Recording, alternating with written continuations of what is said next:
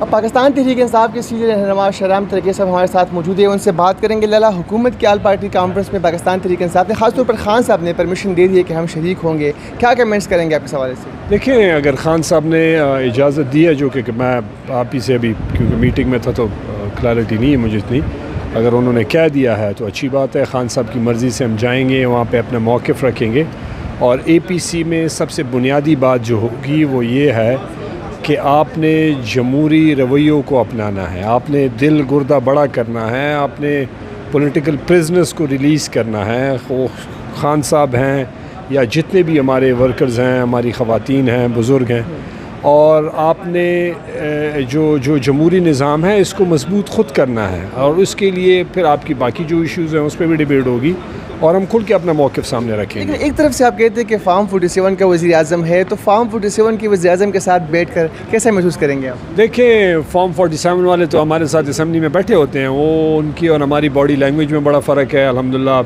ہماری جو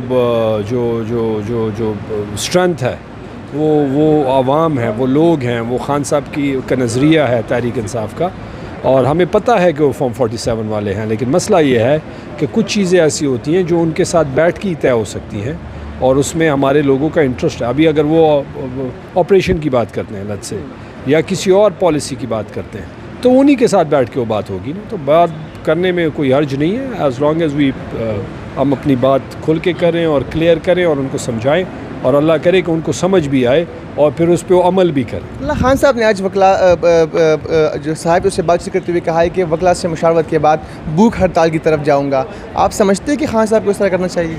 دیکھیں، خان صاحب بڑے ذہین اور بڑے ماشاءاللہ ان کو سوجھ بوجھ ہے، ان کو احساس ہے، اور خان صاحب کے ساتھ جو ہو رہا ہے مطلب وہ ظلم کی ایک کوئی اور ہی لیول ہے۔ 200 سے اوپر کیسز، عدت کا کیس جو کہ اسلامی قوانین میں بھی اس پہ نہیں، مطلب ہم اسلامی جمہوریہ پاکستان ہے نا، اسلامی جمہوریہ پاکستان نام اپنا ساتھ لگا کے، اور ہم قانون اسلام کو نہ مانیں، تو پھر اللہ معافی کرے، پھر نام لکھنے کا صرف کیا عملاً اس پہ عمل کرنا ہے قوانین، تو وہ ظلم اوپر سے جتنے کیسز ہو رہے ہیں وہ سارے خان صاحب کلیئر ہوتے جا رہے ہیں، تو آہستہ آہستہ کلیئر ہوں گے۔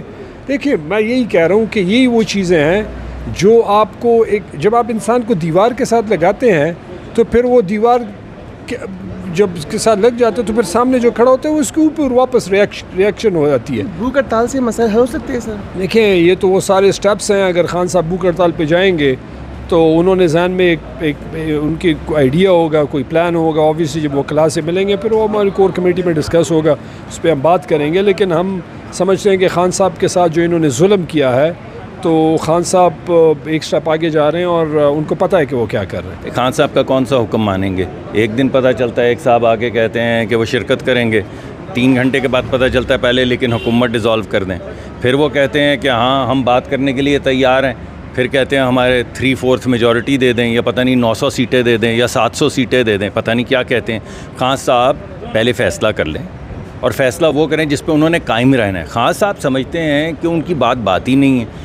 بھائی، لیڈر اور اسٹیٹس مین وہ ہوتا ہے جس کی بات پہ لوگوں کو اعتماد ہو، جب وہ کہے میں بات کروں گا تو بات کرے، جب وہ کہے گا کہ میں نیگوشیٹ کروں گا تو نیگوشیٹ کرے۔ جس نے روز اپنی بات بدل لینی ہے اس کی بات کے سوال کا میں کیا جواب دوں؟ یہ سوال تو آپ پی ٹی آئی والوں سے پوچھیں۔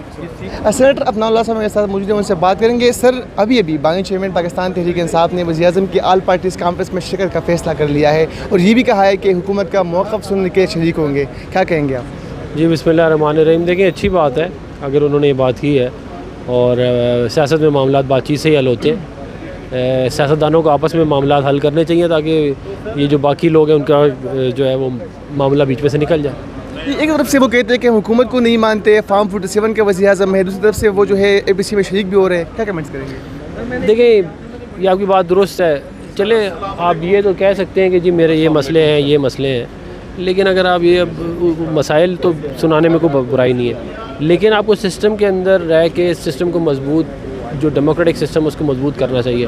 اس کے لیے اگر یہ ایک اچھا اقدام ہوگا اے پی سی میں بات اور کسی ایک کنکلوژن میں پہنچ سکے۔ بہت شکریہ، آپ نے صاحب ہمارے ساتھ موجود تھے۔ ان کا یہ کہنا تھا کہ بانی چیئرمین کا آل پارٹیز کانفرنس میں شرکت کرنا خوش آئند بات ہے۔ इस वक्त मेरे साथ पाकिस्तान तहरीक इंसाफ के नौजवान रुकन पार्लियामेंट शाहिद खड़क साहब मौजूद हैं, उनसे बात करेंगे। लला, क्या हुआ ऐवान में? एहतजाज भी कर रहे थे, काफिया भी फाड़ रहे थे, बुनियादी तौर पर हुआ क्या था? जी देखिए, आज ये स्टैंडिंग कमेटीज़ के फाइनेंस की रिपोर्ट से इन्होंने लेट की कौमी असम्बली में। जी अभी तक ना कोई स्टैंडिंग कमेटी बनी है। इन्होंने 6 मेंबरान का ग्रुप बनाया है और इन्होंने आज वो रिपोर्ट जो है लेट कर दी कौमी असम्बली में। हालांकि होना ये चाहिए था कि पूरी कमेटी बनती, कमेटीज़ बनती, कमेटीज़ उनको वेट करती, उसमें अपोजिशन की भी नुमाइंदगी होती, गवर्नमेंट ट्रेजरी बेंचेस की भी नुमाइंदगी होती है, तो उसके बाद ये लेट कर देते। इनको क्या इतनी जल्दी थी? हमें भी नहीं पता, कौम को भी नहीं पता और उनको ख़ुद भी नहीं पता हुकूमत को कि क्या लेट किया। हमने स्पीकर से पूछा कि आपको पता है कि आप जो यहाँ पे टेबल कर रहे हैं, तो स्पीकर को भी, डिप्टी स्पीकर को भी इसका नहीं था पता। तो हम यही कह रहे थे कि आप कम से कम इसको स्टैंडिंग कमेटी से आप लोगों को लेट कराना चाहिए था। स्टैंडिंग कमेटीज़ नहीं बनी। 6 मेंबरान आप लोगों ने खड़े 6 मेंबरान नोटिफाई किए, उनका भी हमें नहीं था पता कि 6 मेंबरान किसने बनाए, किस तरीके से बनाए और क्यों बनाए और है इसमें क्या। जी आके हमारे टेबल के ऊपर हमें रिपोर्ट जो है वो थमा दी गई। तो हमने कहा हमें तो ना पढ़ा है ना हमें इस चीज़ का पता है कि ये है क्या। तो इसके ऊपर हमने भरपूर प्रोटेस्ट भी किया और हम इसको मुस्तरद करते हैं और हम इसको नहीं मानते। अच्छा, आज क्वेश्चन भी आपने काफ़ी रेस के, अलीम खान के हवाले से भी बातचीत हुई, उनको भी काफ़ी टफ टाइम दिया। अब ये इशू बेसिकली है क्या? जी देखिए, मेरा सवाल जो था वो SIFC के हवाले से था। मैं भी जानना चाह रहा था, पूरी ईवान भी जानना चाह रही और कौम भी जानना चाह रही है कि जी हम ये जानना चाह रहे थे कि डायरेक्ट का फ़ॉरेन इन्वेस्टमेंट कितनी हुई है। उसके लिए एक स्पेशल कमेटी बनाई गई थी कि मुल्क में इस टाइम इन्वेस्टमेंट आ रही हैं।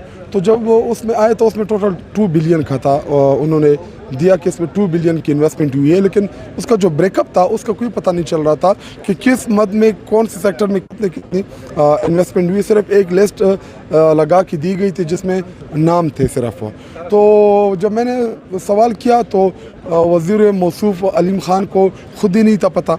वो ढूंढ रहे थे कि जी सवाल नंबर कौन सा है, उनको सवाल नंबर का नहीं पता था। उसके बाद जब उन्होंने खोला तो वो हंस रहे थे, जवाब नहीं दे रहे थे। फिर डिप्टी स्पीकर ने कहा कि जी ज़िमनी सवाल करें। मैंने कहा उसको इसका नहीं पता तो ज़िमनी सवाल का हम क्या जवाब देंगे।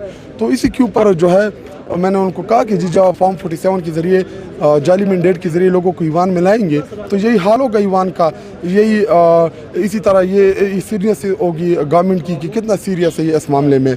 तो उसके ऊपर जो था अलीम खान के पास कोई जवाब नहीं था। बहुत शुक्रिया। पाकिस्तान तहरीक इंसाफ के रुकन कौमी असम्बली शाहिद खटक मेरे साथ मौजूद थे और उनका ये कहना था कि आज ऐवान में क्वेश्चंस भी रेस किए, लेकिन अलीम खान से सवाल किया गया था फॉरेन इन्वेस्टमेंट के हवाले से, उनको कोई पता भी नहीं था। वो स्पीकर ने उस पर कहा कि ज़िमनी सवाल करे। तो शाहिद खटक का ये कहना है कि जब मैंने वहाँ पर उनको कहा कि जब इनको सवाल नंबर का ही नहीं पता तो इससे मैं ज़िमनी क्वेश्चन क्या करूँ। उसके बाद ऐवान में एहतजाज भी पाकिस्तान तहरीक इंसाफ के मिनिस्टर जानिब से किया गया। जी